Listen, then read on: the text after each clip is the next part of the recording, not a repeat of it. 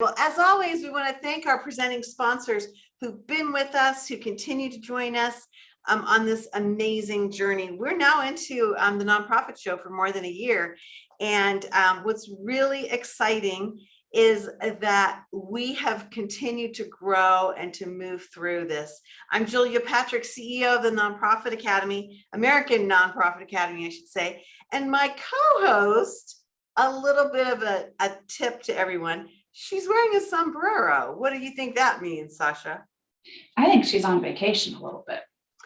I think she's working in Mexico. So she chided me about, I'm not on vacation. I'm still working, but I'm just in a different city. So she will join us tomorrow.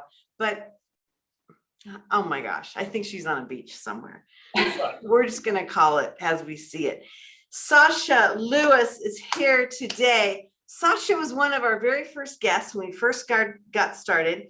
And one of the reasons why we loved Sasha was because she had this really interesting high energy look at what to do in the world of data. And she's the one that said, hey, we need to make data sexy again. And from that, she became one of our favorite guests of all times. And so we have you back with us, Sasha. So thank you for joining us today. Truly my pleasure. Well, today we are going to talk about one of the great mysteries in the nonprofit sector, third-party donations that often come from third-party events. It's a mystery. It gives us heartburn. It can be a total windfall. It can be a total drag. It has all the elements of a good mystery and a good story. So first and foremost, can you define or describe and tell us what a third-party donation even is? Thank you, Julia. This is actually one of the biggest questions I get from clients or just individuals in the nonprofit community of, how do we manage these third-party gifts and how do we record them?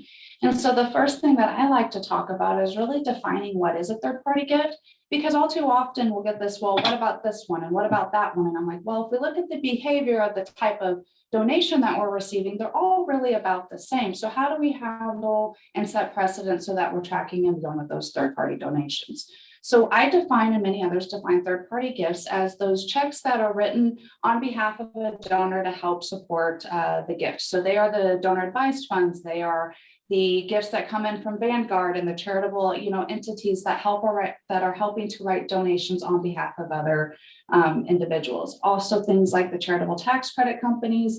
Those are all also examples of third-party gifts. So and I hope that helps. But again, it's any gift that is written on behalf of another donor or by a donor on, I'm going to start this over again. No. It is any gift that is written or any check that is written by another company on behalf of a donor in which the other company is taking care of the charitable transaction part of it. That's actually one of the biggest indicators of is who's writing the charitable tax credit piece of it. So we'll come back to that here in a moment when we talk about recording. But again, these third-party gifts are the ones of, we get a donor advised fund. Where are we recording this? Are we putting it on the actual donor individual's name? Are we putting it on the company like Vanguard that wrote the check? Or are we actually giving it and creating a donor record for the donor advised fund itself?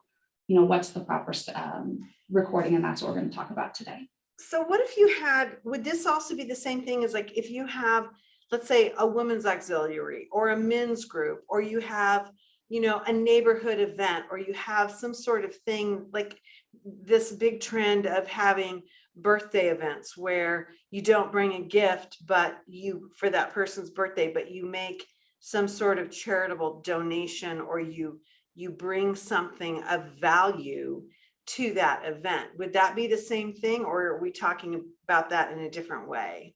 To be honest, to me, that's a little bit different. So third-party events are truly a whole nother, as you've articulated, a whole nother opportunity within the nonprofit sector. Okay. It has some similarities in the sense that we have another organization that's helping to transact charitable dollars on behalf of the org. But what is really different is thinking through from a straight gift entry process.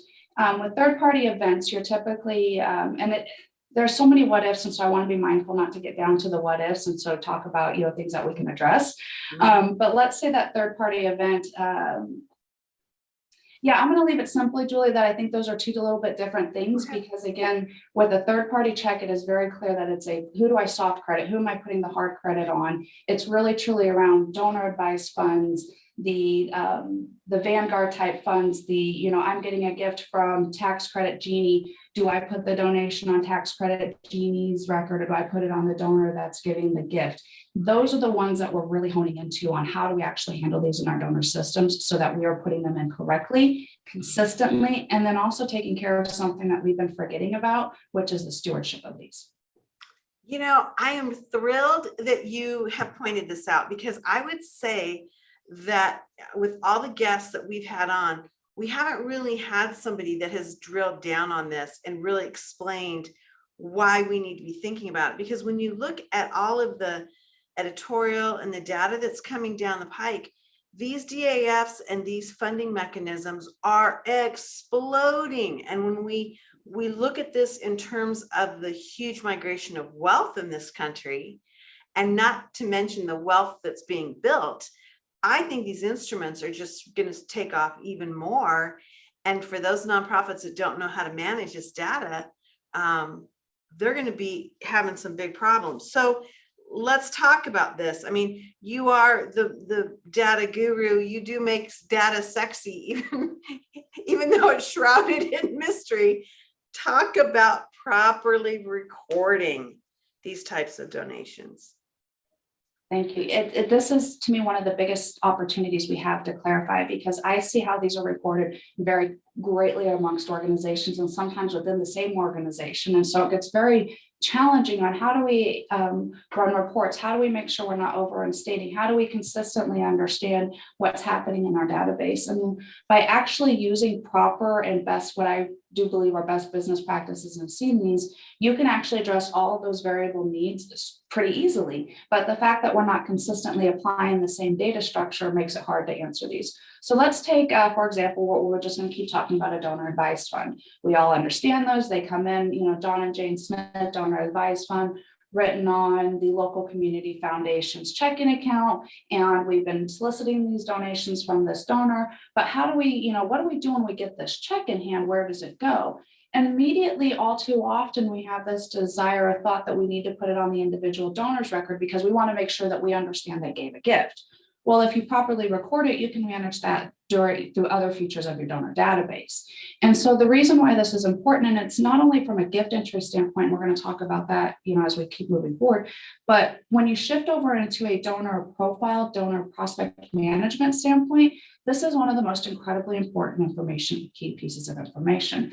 The mere presence of a donor advised fund or a DAF for that individual immediately means they're more charitable. They're more likely to give a charitable gift because they've already gone through the process of planning their financial charitable strategies. So I love and I want to know this donor gives this much money from their personal, they give this much money from the donor advised, whatever those strategies or those methods in which they do give their gifts. So when I get that hard copy check in, the reason, and there's a very specific reason why, we always want that check to be written hard credit on to the community foundation that wrote the check. And that, and most people do not agree with, or there's a lot of controversy around that, but it absolutely belongs on the community foundation's record. And the reason why is because the community foundation is the one that's transacting that. They're the ones that providing it. And they're the one that if anybody calls and says, where's this gift? You're going to go look at the community foundation's record because they're the check writer. Now for financial credits, they're the check writer. Now we're not talking about stewardship. Financial recording and stewardship are two entirely different things. You don't look at them at the exact same way. So when I'm running financial reports, I look at it one way to get stewardship differently. What I want to also do with that gift that's recorded to the community foundation, and some systems only allow you to do this once. And so if it's once, you have to kind of alternative, but if you can have more than one soft credit or pass-through gift or however your donor database applies it, that's where you want to do so. So not only do I put the hard credit on for the community foundation, I soft credit the end of it. Okay, wait a minute. We had like a little bit of a freeze just for a second there. Okay, you have blown my mind because this is not the direction I would have thought. So first, let's back up. You want to track through that pay, I would say, you know, where the check came from, the payable aspect of it. And then you want to soft track, that was your word, the actual name of who that family, that organization, individual is. So Correct. it's a two-step piece. Mhm. And sometimes, again, it could be three, depending on your system. If you can track multiple soft credits, that's really the best thing. Because again, we want to understand that these are all of the donor advised funds coming out of this community foundation. So not only, and this is more from a gift entry standpoint, not only am I soft crediting the gift, but where the donor database allows, I'm creating a relationship between that community foundation and all of the individual donor advised funds so that I can have a very holistic list of how many of my donors are gifting through that particular community foundation. And we all understand how important it is to have good relationships with those groups. And so then I can have an understanding again of how many DAFs are coming out of my community foundation. But because I'm also soft crediting things appropriately, I can go onto that individual donor's record and see, oh, they gave so much money from their personal gifts. They gave this much money from this DAF, because a very sophisticated donor is going to have more than one donor advised fund. And many of those use them for very specific purposes. And so if you start treating that donor advised fund also as a prospect, you're going to have a better understanding of your donor. You're going to have a better understanding of your donor. Well, and I think you have to go back simplistically to the definition or to the description, donor advised fund, in that there is a third party there. And you want to have a relationship with that fund, because if they're going back to the donor or donors that they manage and saying, yeah, we're not recommending that you work or engage with this organization right now, that's a big problem. That's a big problem. So yeah, I can see where you need to have that two-tiered conversation or level of stewardship. It's just fascinating, absolutely fascinating. Okay, so this comes back to another thing that you told us, again, probably 6 months ago, is you need to be looking at your database in two ways, from your donor cultivation, and then you have your accounting piece. Mhm. Those two pieces don't always.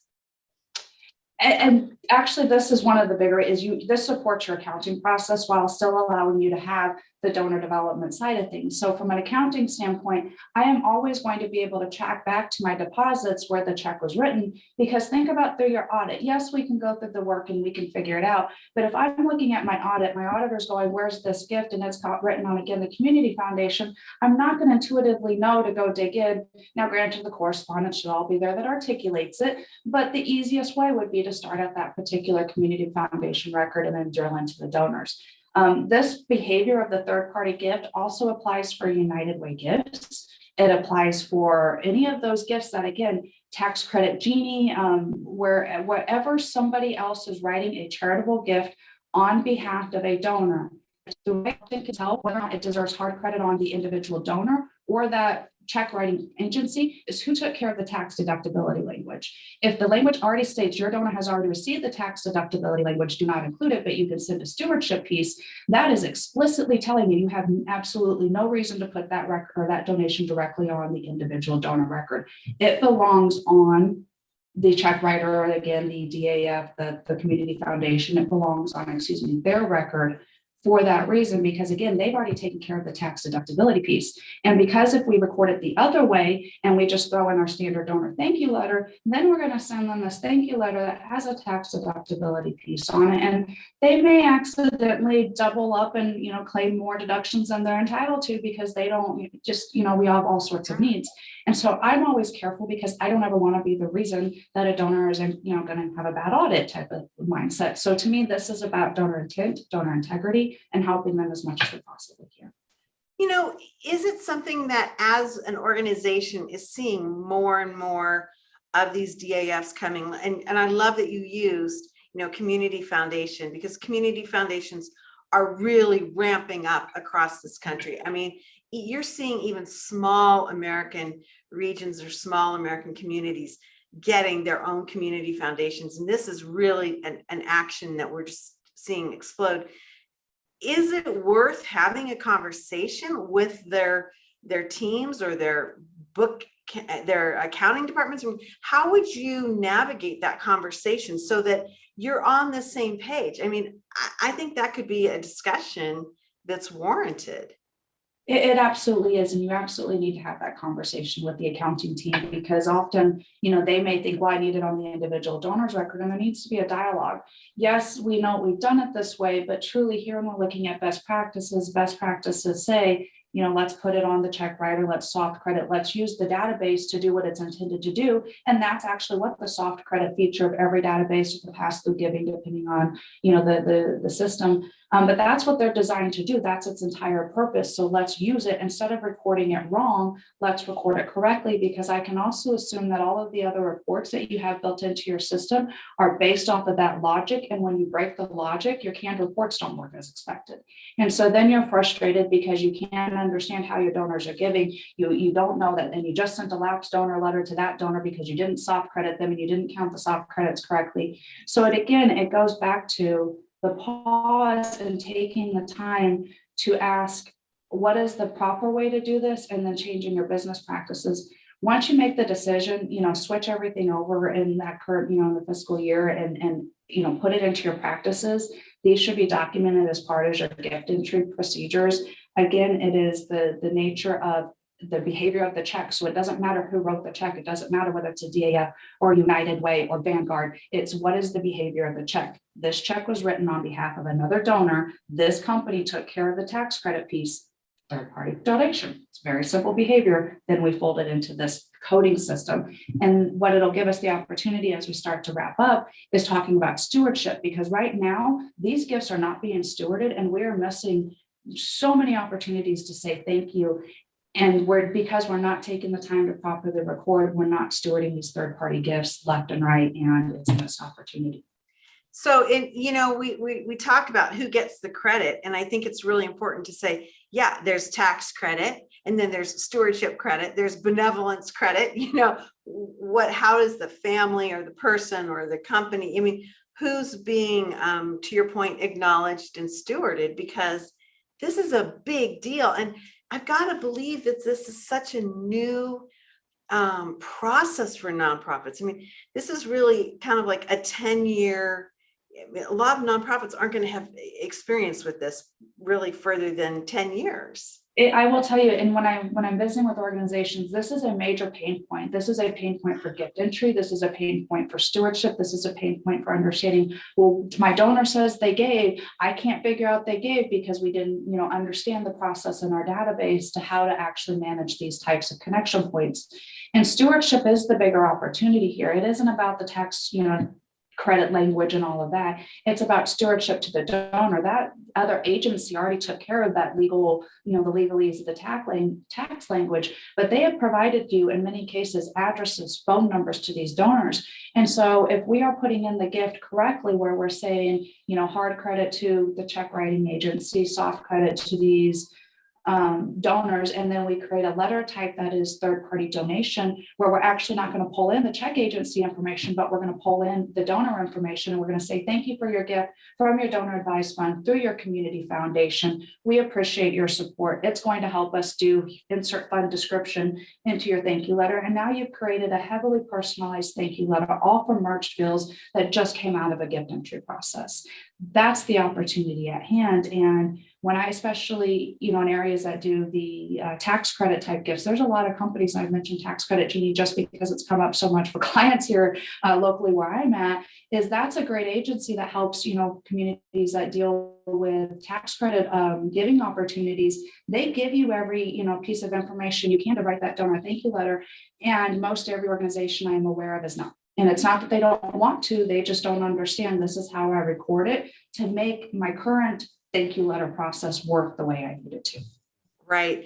And I think it's just going to be amazing going forward. I think this is just something that we have got to get on track with. I just have to read this.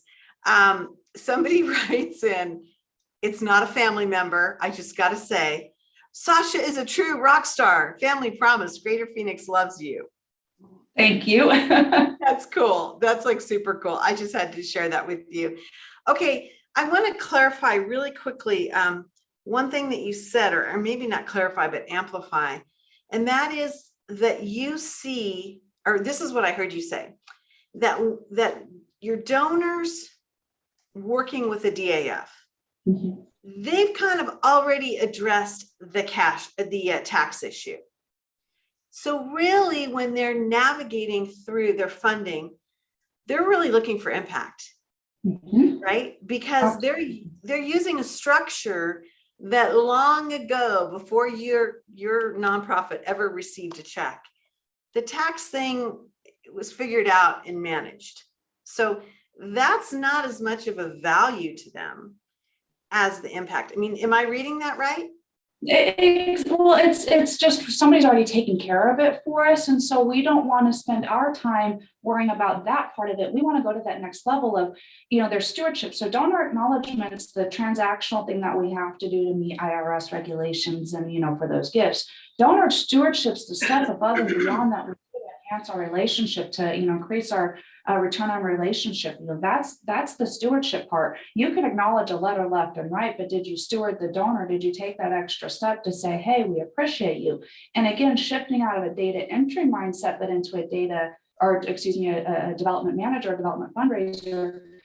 The presence of a DAF immediately says that person's more charitable. Why am I not doing everything I can within my database systems, as well as my extra steps, to make sure that they understand that I'm aware, that that we're grateful, that we understand their giving, that we can acknowledge that this is actually how they gave their gift. I mean, how kind and gracious is that of us as an organization to be able to actually say, hey, donor, we get you, versus, oh, here, thank you for your letter, but I'm not even going to mention the donor advised fund because I put it directly on the individual record.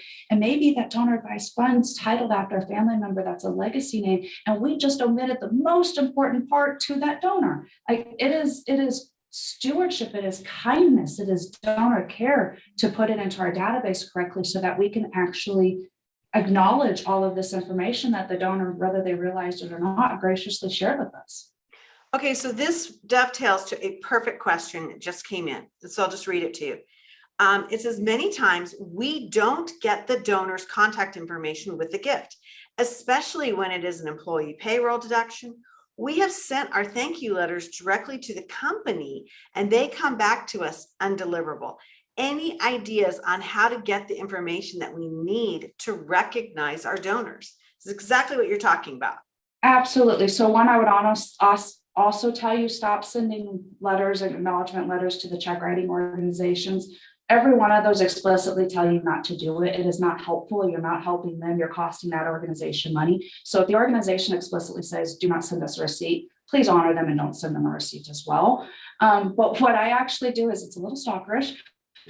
I go Google their name and address. I will go back to prospect research tools. If you are check out community or property records, go, white pages used to be a thing that you could go look up, and it had everybody's address, and it was a great tool. It's a little more cumbersome to look at, but truly, honestly, Google it. See if you can search their first name, last name in the white pages. Try that. LinkedIn, if you can find their name, especially because let's say if it's United Way, often it's city of so-and-so or this particular company. Most of those companies' email handles are all in a certain pattern. And if you can identify the pattern, you can then assume what that individual's email address is and possibly send it to them. Before you do, make sure you have everything in place for them to choose to opt out and be able to do that as well. But there are ways for you to do some deductive reasoning and prospect research to be able to fill in those blanks. Okay, so I'm going to ask like a pretty basic question. But why wouldn't you just ask that corporation who set up a payroll situation to relinquish that information? So there's also another school of thought that I also have. When the donor doesn't provide it to those third-party ones, then I choose to believe that that's the donor's request and intention, and I just move on and I don't worry about it. And so that's the other part, is these individual donors were opted and said, do you want this organization to know about you? And if they didn't check it, they've already given you that answer. They want to give you their money. They want to move on. That's okay. And so it could be that, where it makes sense, go research, go look for the address if you need it and it helps. But in this particular case, especially with workplace giving programs, all too often that donor has already had the option to include that information. And if they didn't, then frankly, they're just at this point probably not wanting to get that closely involved. Interesting. But when I hear you answer that way, I still think that there's a stewardship component to that corporate, a lot of this goes through HR, it comes through, Oh, marketing. absolutely. You still want to bind that relationship to your organization so that you're demonstrating, good stewardship, right? Julia, thank you. So there's still the stewardship of the workplace relationship that is helping you support. So that is a whole nother level of stewardship for the development team to be thinking about. And this mindset, truly thinking about it from a gift entry standpoint. And it also goes back to something I said a few months ago of, if a donor gives a gift online, is it really kind to send them a paper letter? Because do we ever expect to get a paper receipt from Best Buy when we make an online transaction? Why would we expect that from our donors? So, it again is looking at how that donor is engaging with you. And again, I do agree, you have to steward the workplace giving organization, but look at what that donor has given. If you do opt to say, I want to try to find their information once, and if I do find it and they don't respond, make sure you have a way to, honor those feelings and put a strategy in place to say, we reached out, now we're choosing, to close out this piece, if that makes sense. So if they provide it, they want to be involved. And if they don't, maybe choose to do a one-time attempt. And then if not, respect the fact that they did not provide that information to begin with. Interesting. Well, I was thinking back in the day, which was only 18 months ago, you would have gone back to that workplace and maybe done a pizza party or a meet and greet, or you would have done some sort of volunteer activity, or you would have given, a plaque or something that, kids made as a thank you, or whatever. You would have had some sort of physical tie-in, but now we don't. We have a work from home workforce that's being shifted. So even a lot of these organizations aren't going to have employees back on their campuses. So you do have to kind of, recalibrate how you are connecting back out. That's a very good point, and actually a whole nother great topic for someone that works with these workplace giving programs to come on, because there's such a huge need and there's such a revenue generator for organizations. And so we need the stewardship on the development fundraising side, but shifting back into the gift entry side, there is a very specific way that you want to handle these so that they don't become a burden to gift entry. And I know I've got like 2 minutes, so I'm going to quickly say around workplace giving ones. If your system and your donor database allows, create a reoccurring batch or batch that you reuse for gift entry that has the single workplace gift with all of the soft credits already concluded, so that you just reuse those over and over again and you make minor addition or edits to the soft credits. You will save yourself hundreds of hours over the calendar year. So if that makes sense, if you need clarity, feel free to reach me afterwards. Wow. Well, I'm always like, didn't we just start? I mean, time with you flies by.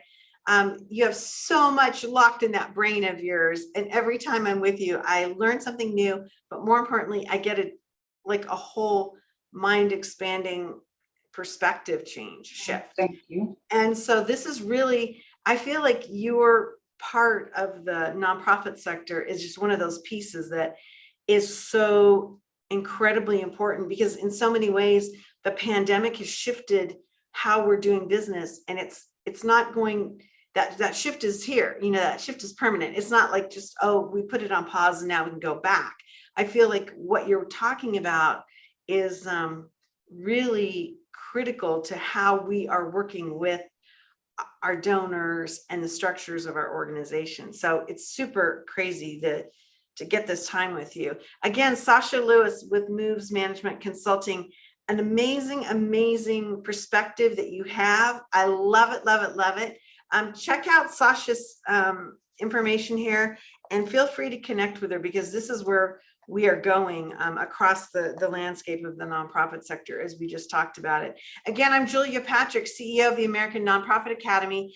Jarrett Ransom will be back with us tomorrow. Again, we want to thank our presenting sponsors. Without you, we would not have discussions like this that are so informative and really driving the nonprofit sector to do better and be better. So we want to thank you again, Sasha. Wow, you blew my mind. Always a great way for me to start my day when I get to start it with you. Oh, thank you. It's truly a pleasure. Appreciate the opportunity to share today. Thank you, everyone. Well, it's been great. Hey, everybody, Thank you so much for joining us for another episode of the Nonprofit Show. We like to remind everybody to stay well so you can do well. We'll see you back here tomorrow.